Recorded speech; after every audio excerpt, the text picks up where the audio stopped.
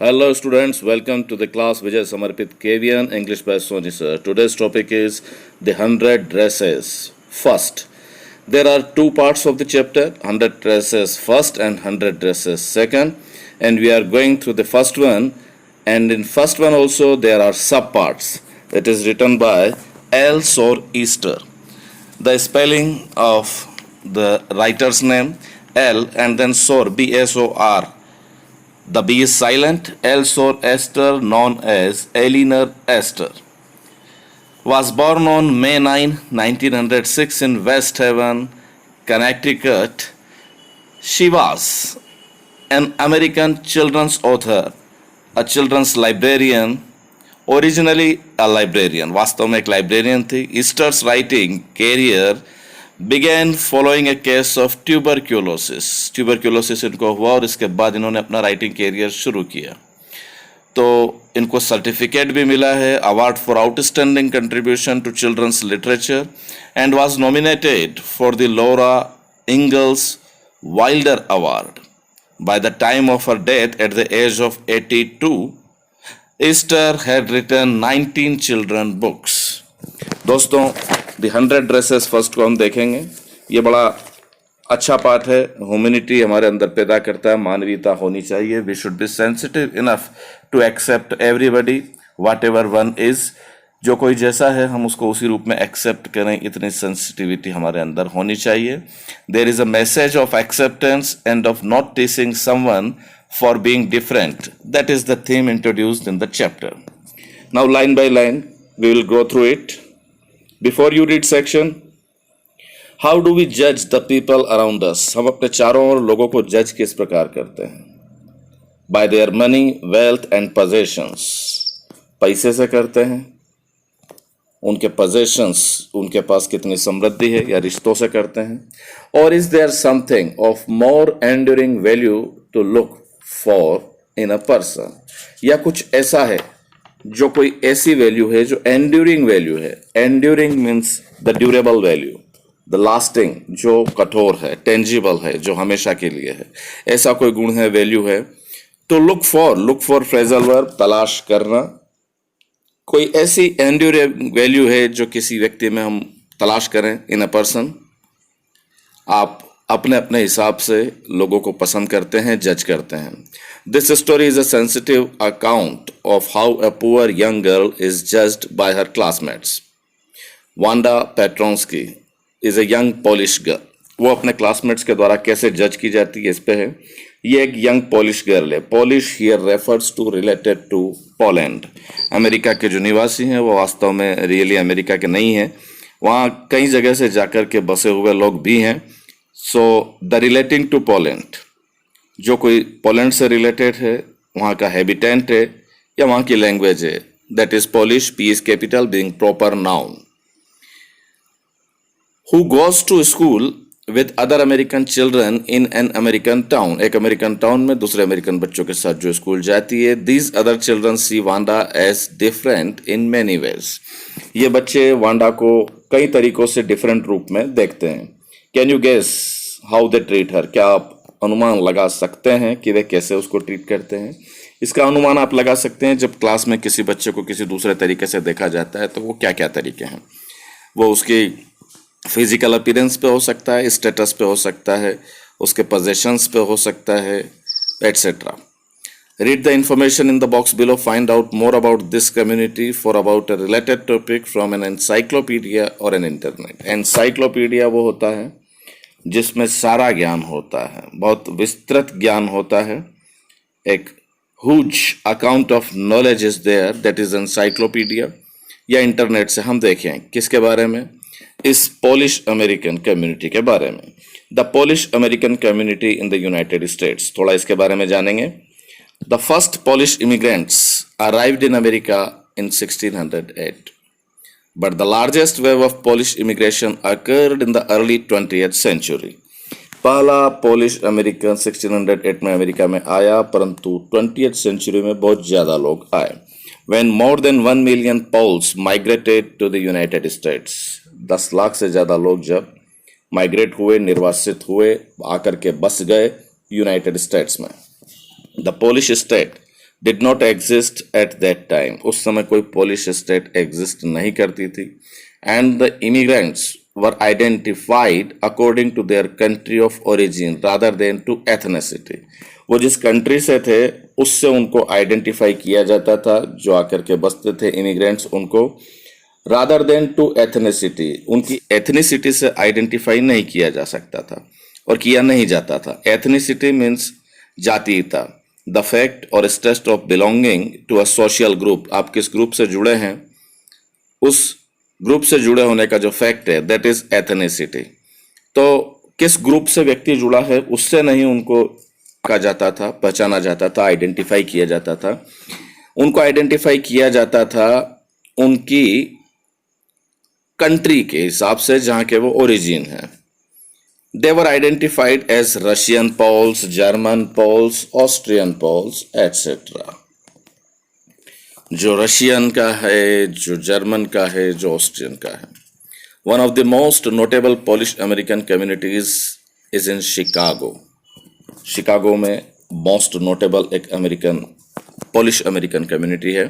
And it's a suburbs means आसपास का area, Chicago और उसके आसपास का area. So Chicago is sometimes called the second largest Polish city in the world. Point to be noted by you. Next only to Warsaw. यानी कि मार्सो जो है वो फर्स्ट है जहां सबसे ज्यादा पोलैंड है. Second one is Chicago. Marsa is what? The capital of Poland, Poland की capital. Polish Americans were sometimes discriminated against in the United States, as were the Irish, Italians and Jews. जिस प्रकार Irish लोगों को, Italian लोगों को और यहूदी लोगों को डिस्क्रिमिनेट किया जाता था, इनके साथ भेदभाव किया जाता था, इसी प्रकार पोलिश अमेरिकन्स के साथ भी एक बार, समटाइम्स, कभी डिस्क्रिमिनेट किया जाता था यूनाइटेड स्टेट्स में. According to the United States 2000 census, 6,67,414 Americans of age 5 years and older reported Polish as the language spoken at home.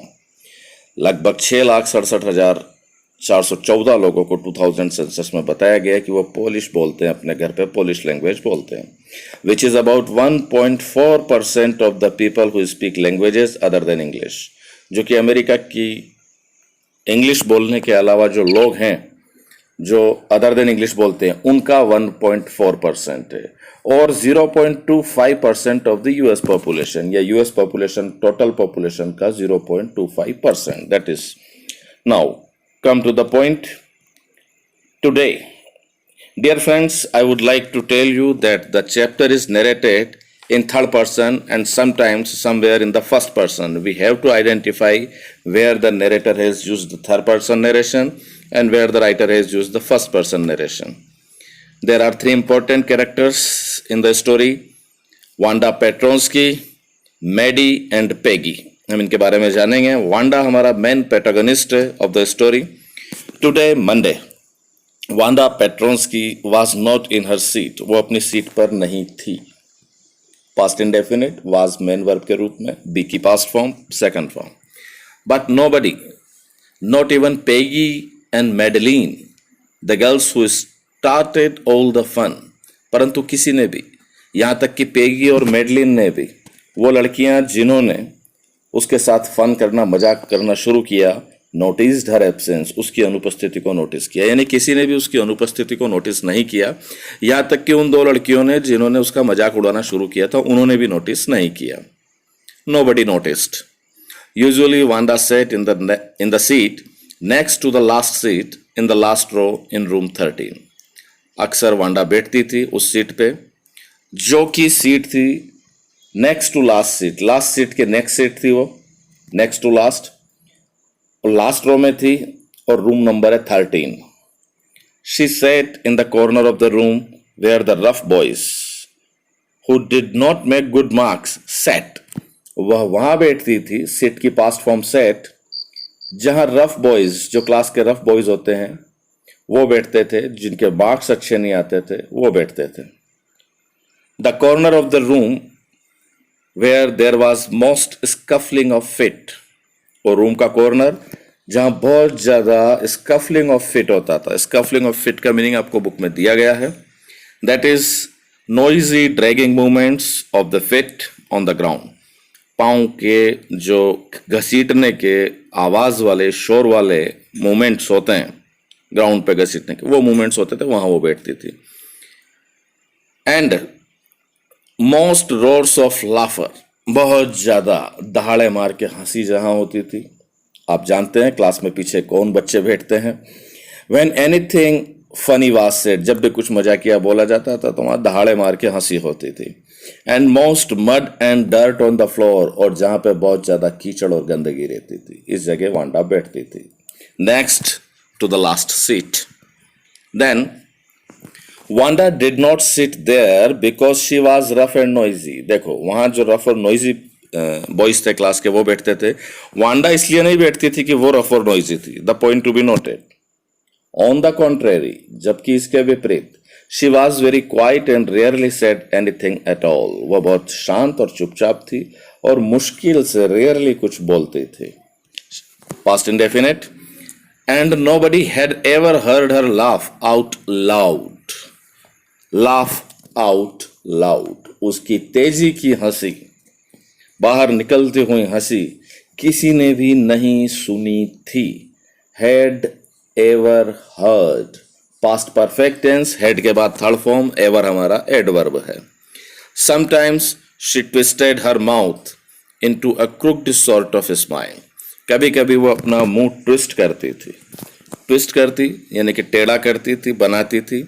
Crooked sort of smile, CROOKED, crooked means कुटिल, वक्र, evasive, devious, और we can say double faced.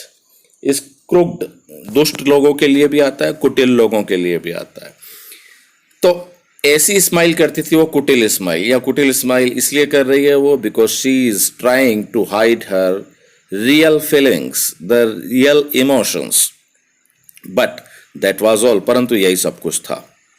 कहने का मतलब वो last seat में इसलिए नहीं बैठती थी कि वो खुद भी रफ कैटेगरी में थी, बल्कि वो शांत थी, मुश्किल से जोर से हंसती थी, और कभी कभी वह एक कुटिल मुस्कुराहट देती थी, just to hide the real emotions and real sensitivity.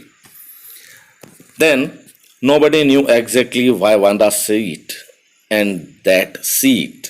अब आप यहां पे देखिए, Nobody knew exactly why Wanda sat in that seat. कोई भी नहीं जानता था कि वांडा वहां क्यों बैठती थी. सीट की पास्ट फॉर्म, उस सीट पर.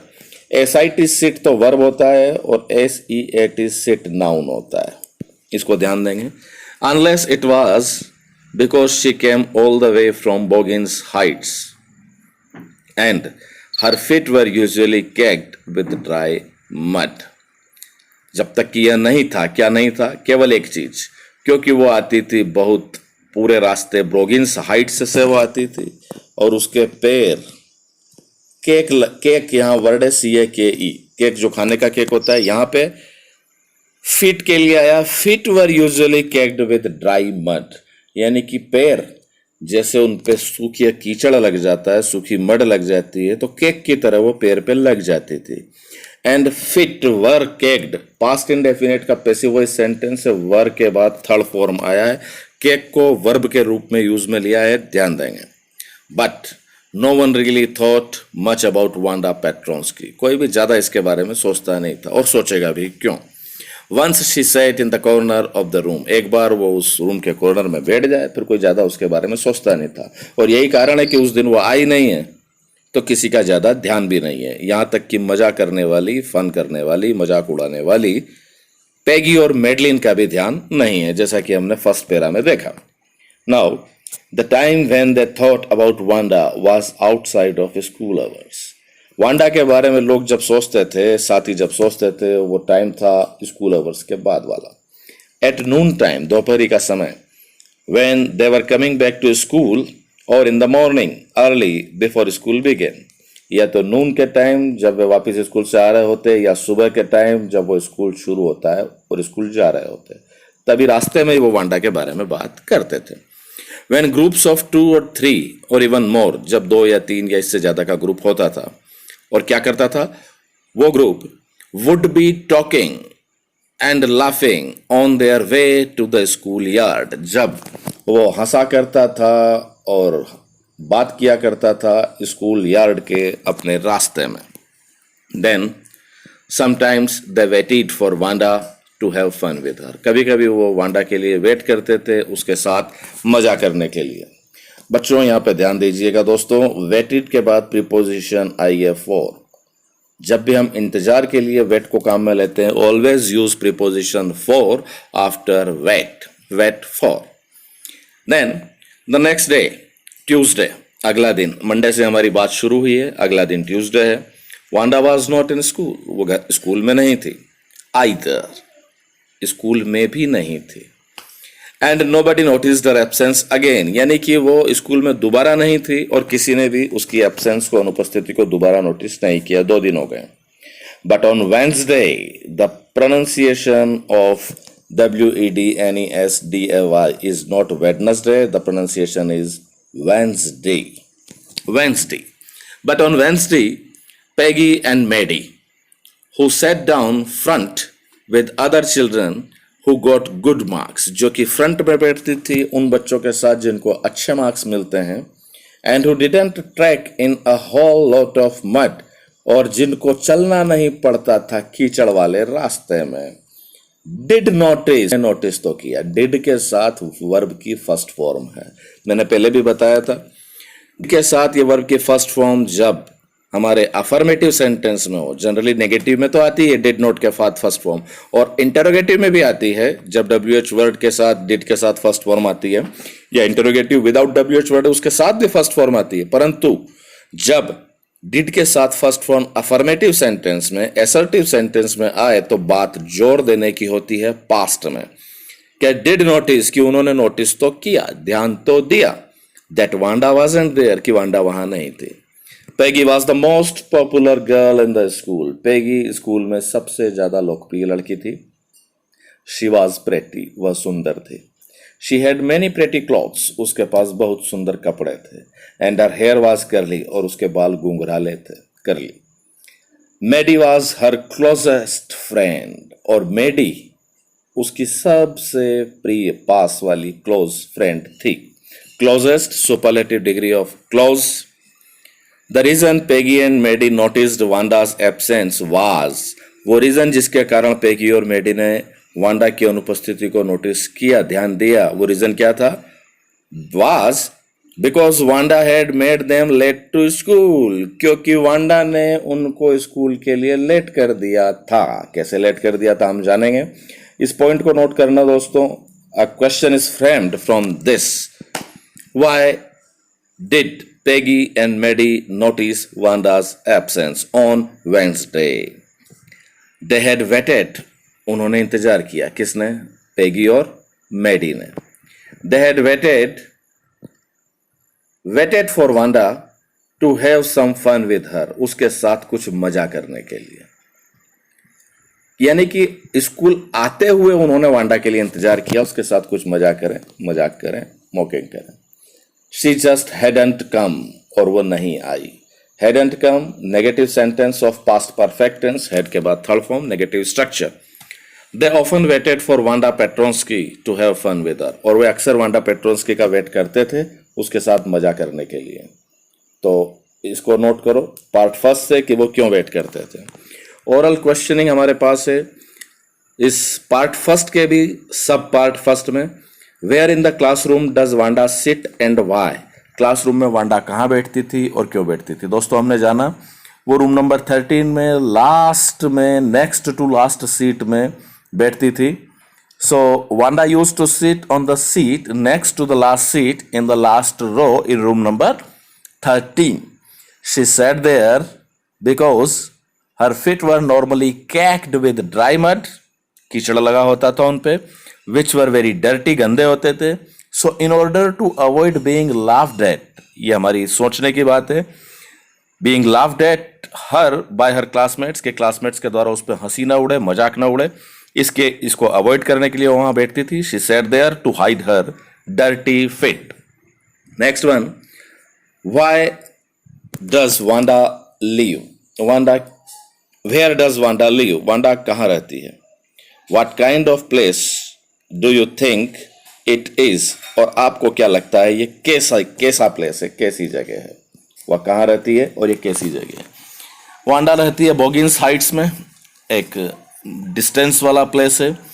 इट सीम्स दैट, ये हमारा क्वेश्चन देखिए प्रेजेंट में है तो हम आंसर भी प्रेजेंट में देंगे। It seems that the place is far away from the school and also there is lot of dry mud in between the way on the track, thereby it indicates that it is not a very rich locality residing there। इससे पता चलता है कि कोई ज्यादा rich locality वहां पे reside नहीं करती है। Then the next one, when and why do Peggy and Maddie notice Wanda's absence? कब और क्यों पेगी और मेडी ने वांडा की एब्सेंस को नोटिस किया। हमने लास्ट में देखा उन्होंने नोटिस किया जब उन्होंने वेंसडे को वेट किया और उसके बाद भी वांडा नहीं आई, उस वांडा के इंतजार की वजह से वो लेट हुई। तो Peggy and Maddie notice Wanda's absence after 3 days और on the third day, that is on Wednesday, because they wanted to be with her for a lot of fun. They waited for her for a long time but she didn't turn up, परंतु वो आई नहीं। The next one, what do you think to have fun with her means? उसके साथ मजा करने का क्या मतलब है?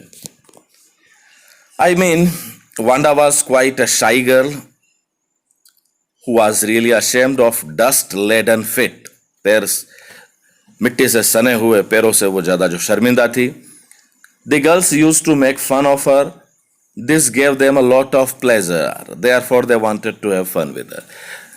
मतलब किसी के साथ मजा इसलिए करना जिससे आपको आनंद मिले, in order to please oneself, in order to have pleasure, one used to make fun of somebody by pointing out the mistakes of characteristics, attitude, or about the physical appearance or about the possessions। दोस्तों, part first के सब part first को हमने देखा। Next हम मिलेंगे इसके बाद, ब्रेक के बाद। Till then, keep learning, keep rocking, keep studying. Remember one thing, learn to accept whatever one is. जो जैसा है उसको उस रूप में accept करना सीखो। That is our today's learning, the message from this chapter. Goodbye, have a good day.